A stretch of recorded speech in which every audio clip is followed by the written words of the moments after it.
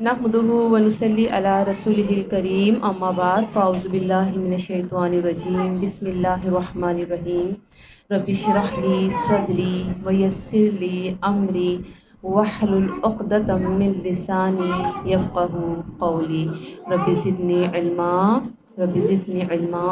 اللہم فقہنا فی الدین رب یسر ولا تعسر وتمم بالخیر وبک نستعین۔ آیت نمبر 57۔ ومن اور کون اظلم بڑا ظالم ہے۔ اب دیکھیں یہاں پہ بتایا جا رہا ہے کہ کون ہے سب سے بڑا ظالم۔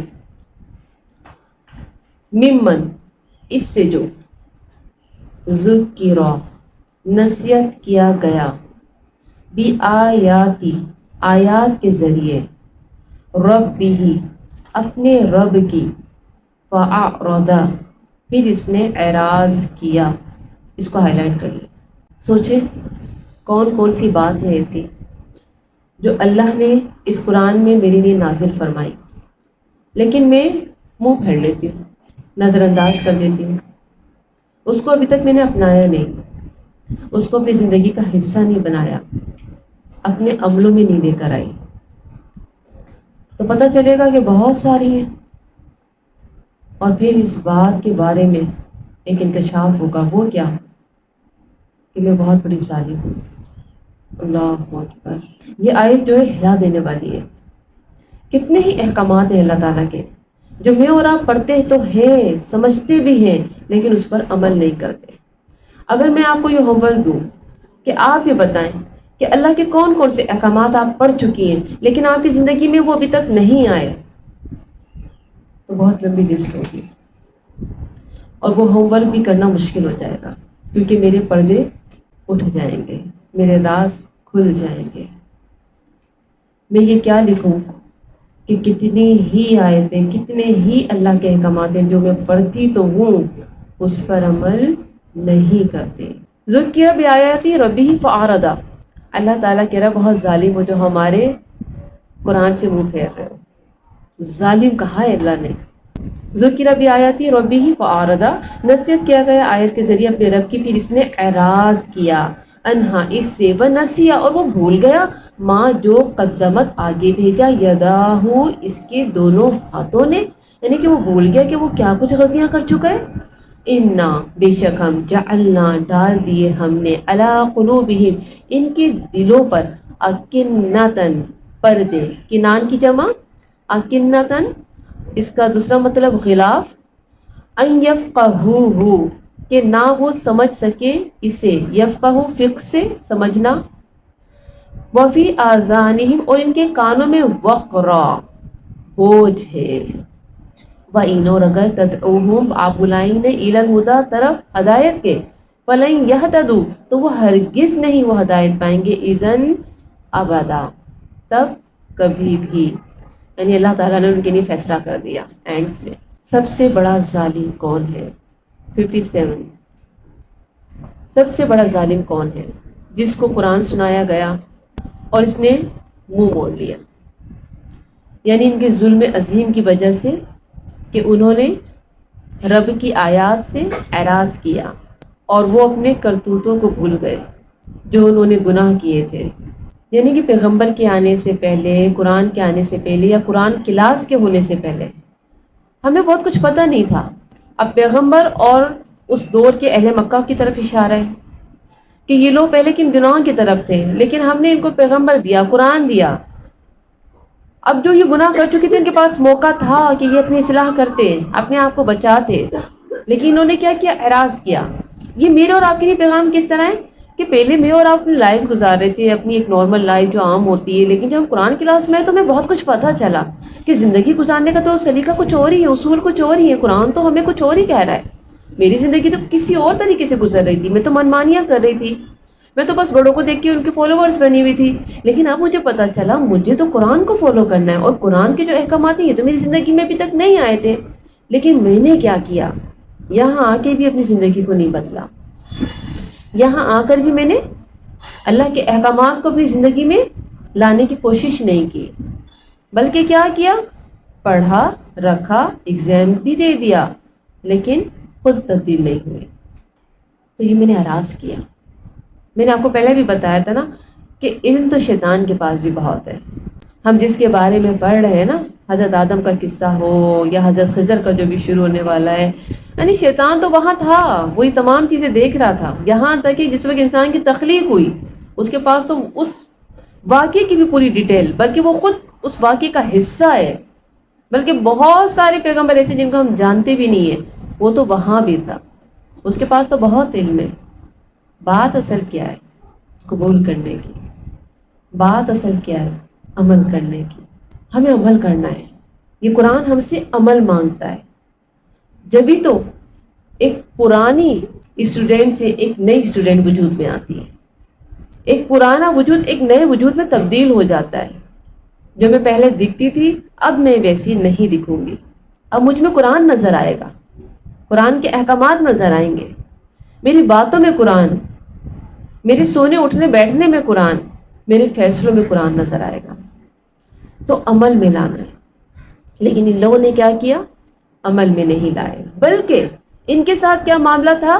ان کے کانوں پر یہ بوجھ تھا. اللہ اکبر. یعنی قرآن کو ہم پڑھ لیں ٹھیک ہے، جتنا بھی پڑھوانا ہے پڑھوا لیجئے، عربی پڑھ لیں گے بس ٹھیک ہے جی، پورے قرآن ختم کروا لیجیے، کر لیں گے جی، بہت اچھا. کچھ سمجھ نہیں آیا نا؟ لیکن یہ میننگس وغیرہ مت بتایا کریں، یہ ترجمہ تفسیر مت بتایا کریں، پھر بڑا بوجھ لگتا ہے. پھر ماننا پڑے گا، قبول کرنا پڑے گا. سمجھ میں آ گئی نا بات؟ اللہ کے احکامات سمجھ میں آ رہے ہیں، اب مشکل ہو جائے گی. تو اللہ تعالیٰ نے فرمایا کہ ان لوگوں کے لیے یہ سننا بوجھ لگتا ہے، اور یہ اس کو سمجھتے ہیں اکنتن ان یفقہوہ وفی اذانہ وقرا، اپنے کانوں پر بوجھ، بھاری. بس کریں جی، بس بہت ہو گیا، اب نہیں سن سکتے ہم. کیا کرتے تھے؟ اللہ کے نبی اگر قرآن سنا رہے ہیں، قرآن کے احکامات سمجھا رہے ہیں، شور کر رہے ہیں کہ لوگوں تک یہ بات نہ پہنچ جائے، شور کر رہے ہیں، لوگوں کو اشارے کر رہے ہیں کہ اس کی بات نہ سنو. کیوں؟ کیونکہ قرآن نئی دنیا لے کر آتا ہے، قرآن انقلاب لے کر آتا ہے. یہ اللہ کے احکامات انسان کو تبدیل کر دیتے ہیں. تو ان لوگوں کو یہ قبول نہ تھا کہ ہم اپنی زندگی کو تبدیل کریں. ہم جیسے زندگی گزار رہے ہیں ہمیں بہت پیاری ہے. ہم اپنے بڑوں کے فالوورز بنے ہوئے اپنے بتوں کی عبادت کرتے ہیں جیسے ہمارے بڑے کرتے آئے تھے. ہمارے یہاں جو رسم و رواج ہوتی ہیں جیسے کہ ہمارے بڑے کرتے ہوئے آئے تھے، ہم نہیں چھوڑ سکتے. اور یہ قرآن کہتا ہے سب کچھ چھوڑو. یہ قرآن کہتا ہے ایک اللہ کو پکارو. یہ بہت بھاری بات ہے، ہم قبول نہیں کر سکتے. تو یہ باتیں ان کو بوجھ لگتی تھیں. تو پیاری بہنوں، کبھی بھی زندگی میں کبھی قرآن کا سننا بوجھ لگے تو کثرت سے استغفار کرنا، اللہ سے معافیاں مانگنا. اللہ جی کیا بات ہے، مجھے یہ باتیں سمجھ تو آ رہی ہیں لیکن بوجھ کیوں لگ رہی ہیں؟ اللہ جی ایسا کیوں ہے؟ تو پھر کیا ہوگا؟ انشاءاللہ اللہ آپ کے دل کے دروازوں کو کھول دے گا اور پھر یہ باتیں سننا آپ کو اچھی لگیں گی. تو بات یہاں سے کیا سمجھ میں آ رہی ہے؟ پہلے خود نیت کرنی ہے. نیت کریں گی نا تو ہی عمل کریں گی. اکثر خواتین کہتی ہیں بہت مشکل ہے، بہت مشکل ہے، بہت مشکل ہے. کلاس میں کیسے آؤں، کلاس میں کیسے بیٹھوں، کلاس میں کیسے پڑھوں، بہت مشکل ہے. اصل میں آپ نیت ہی نہیں کر رہی ہیں. جس دن آپ نے ٹھان لی نا اس دن آپ سب کچھ کر لیں گی. لیکن آپ ٹھانتی کب ہے؟ جب آپ کا اپنا مطلب ہوتا ہے، جب آپ کی اپنی خواہش ہوتی ہے. اصل میں قرآن آپ کی خواہش ہی نہیں ہے. تو قرآن کو اپنی خواہش بنانا ہے، اپنی خوشی بنانا ہے. پھر دیکھیں آپ کی نیت کتنی اسٹرانگ ہو جائے گی. وہ نیت جو آپ نے دل سے کی ہے، خوشی سے کی ہے، پھر کیا ہوگا؟ اس کام کو کرنے میں مزہ آ جائے گا. تو یہاں پہ اللہ رب العالمین ہمیں یہی بات سمجھا رہے ہیں. اللہ تعالیٰ فرما رہے ہیں کہ وہ لوگ ظالم ہیں جن کو نصیحت کی لیکن انہوں نے پھر بھی اس نصیحت سے اعراض کر لیا اور وہ بھول گئے جو انہوں نے عمل پہلے کیے تھے، ان کے ہاتھوں نے آگے بھیجا تھا. کیوں ایسا کیوں ہوا؟ ان کے گناہوں کی وجہ سے، بار بار انکار کرنے کی وجہ سے ہم نے ان کے دلوں پر پردے ڈال دیے. ہم نے ان کے دلوں پر یہ باتیں بوجھ بنا دی، اسی لیے ان کو یہ باتیں سننا اچھی نہیں لگتی.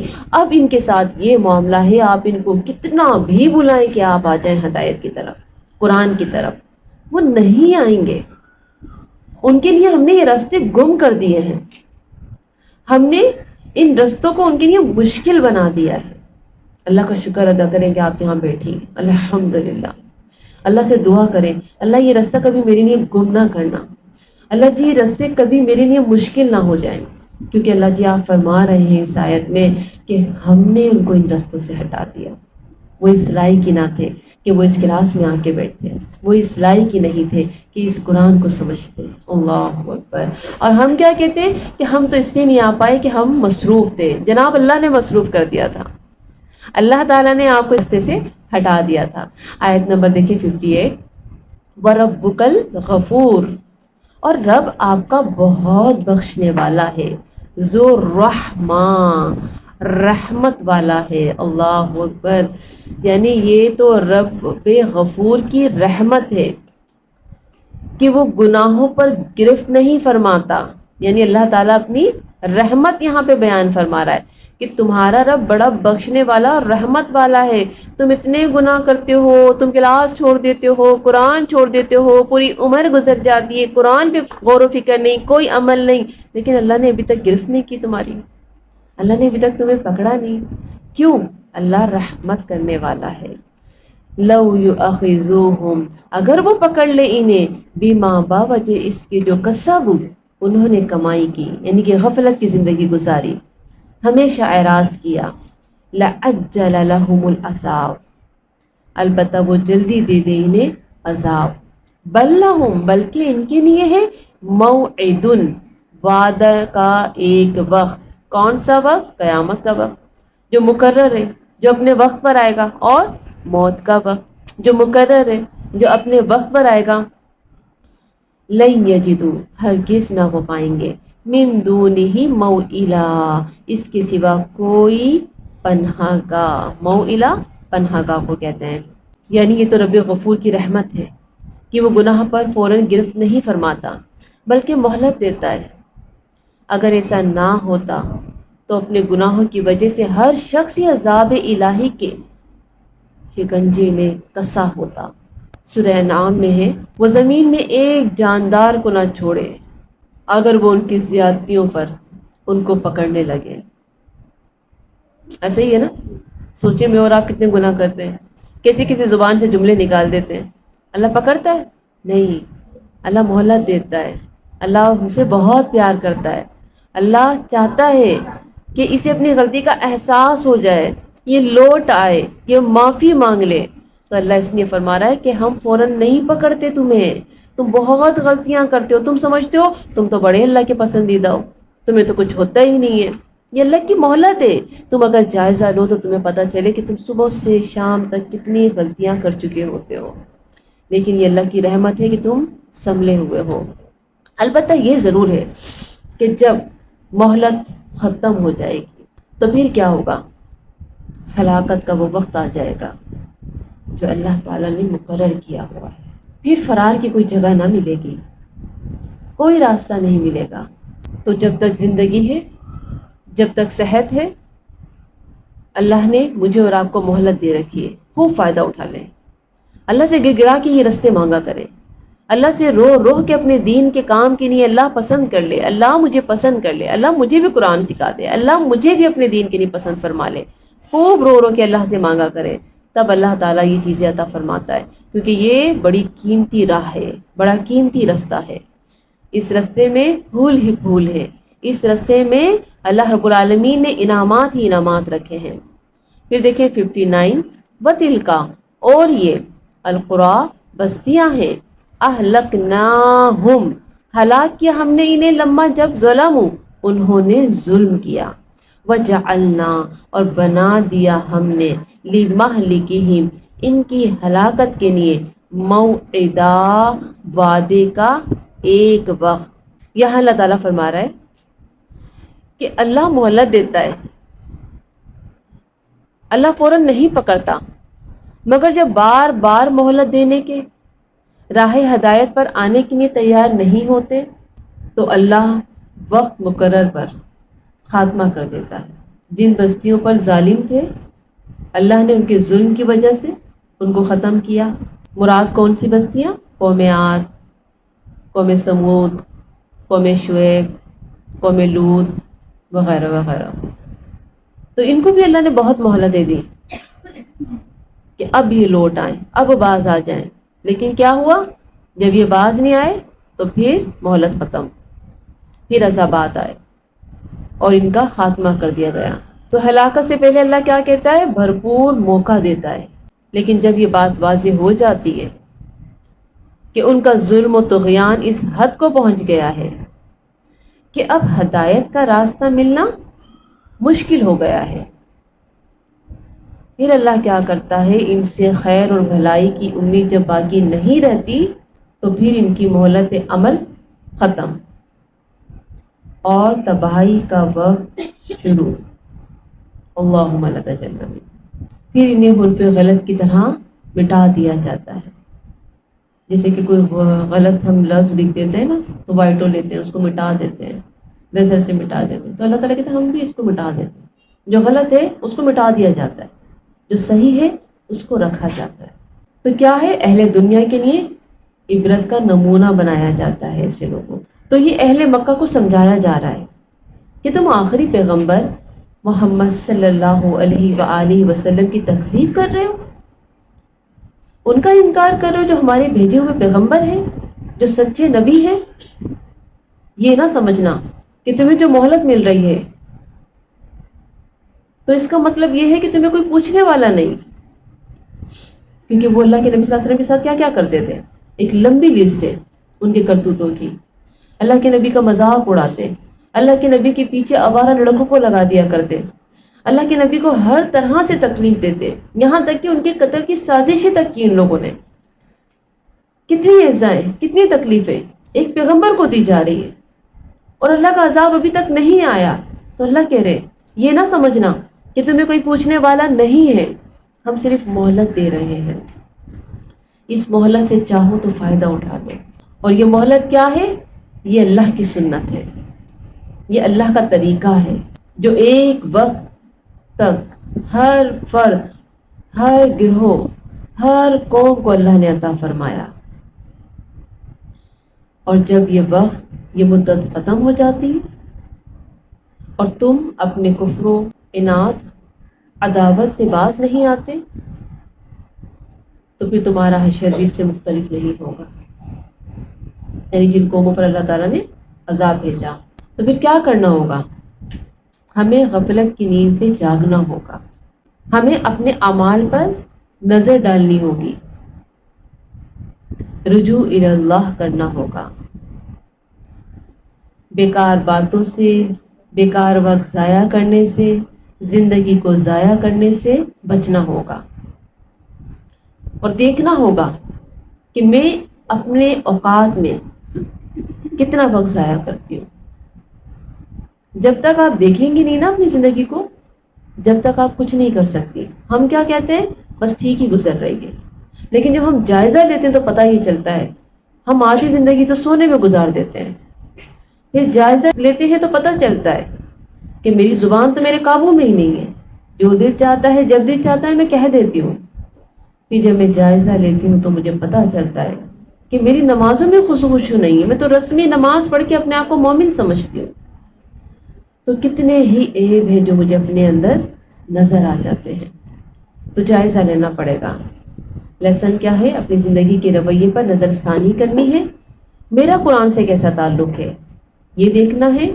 اللہ ہمیں بار بار مہلت دے رہا ہے، ہمیں اس مہلت سے فائدہ اٹھانا ہے.